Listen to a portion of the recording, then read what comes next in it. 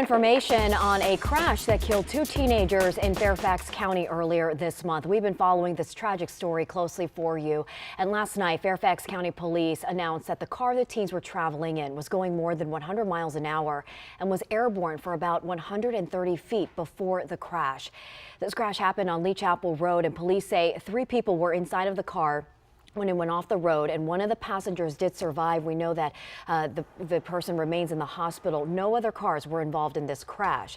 We've heard from so many of you about this road, Lee Chapel Road, and how dangerous it is. And earlier this month, we told you about 2 classmates of the students killed in that crash who created a petition to try and make that road safer for drivers. Our Randy Ayala joins us live from the newsroom now. And Randy, some of their hard work is paying off. What's the latest on this? Good morning. Good morning to you, Annie. That's for sure. There's been a lot of concern over this road, especially since that crash. Now, our verified team did some digging and found there's been more than 200 crashes on this exact road in the last 10 years. A lot of people who've driven on it are telling us the lanes are very narrow, they're blinding hills, and there's not a lot of light at night. But that might change here. 2 classmates of the teens who died started a petition to make changes to Lee Chapel Road.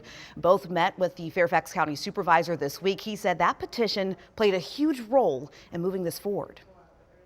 Going to move forward with looking at eliminating the hills and a source of funding for that. We're going to look at adding street lights. We're going to look at reaching out to the park authority to get some of the trees cleared from the side of the road. So things that can make a huge difference here. There's a follow-up meeting planned for Friday. We're hoping we'll get an idea on a timeline for those changes. Annie? Wow, this is a major development.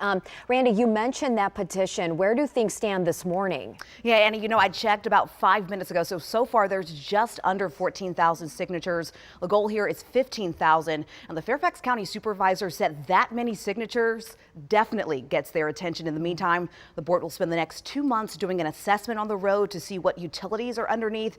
And that's going to play a huge factor into if any safety changes can be made.